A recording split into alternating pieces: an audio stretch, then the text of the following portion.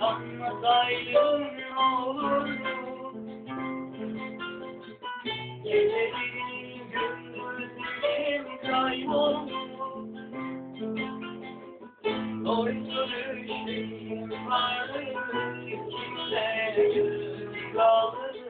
Ben hiçbir senden aldım. Yaşamaya çok şey vardı, aslında eksik kaldı. Artık sana dönemem. Artık sana dönemem. Senin o gözlerin var ya, yazık etti geçen günleri.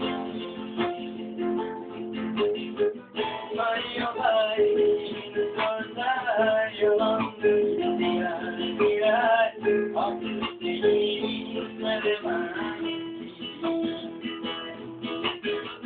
Senin o gözlerin var ya, her şeyi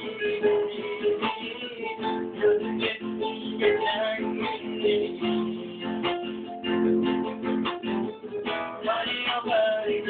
Sözler yalandır, birer birer.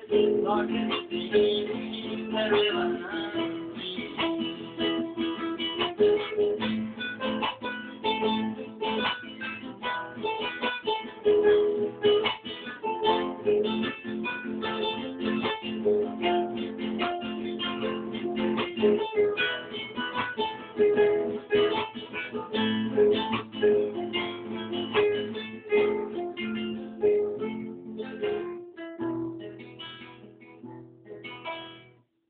Aslında seni sormamışım. Seni kendime yakın sanmıştım. Zamanla alıştım ben yalnızlığa. Geceleri uykusuz kalmaya. Zamanla alıştım ben yalnızlığa. Geceleri uykusuz kalmaya. Senin o gözlerin var ya, her şeyi yazıp etti geçen günleri. Hayaller sözler yalandır, birer birer. Artık seni sevemem. Senin o gözlerin var ya, her şeyi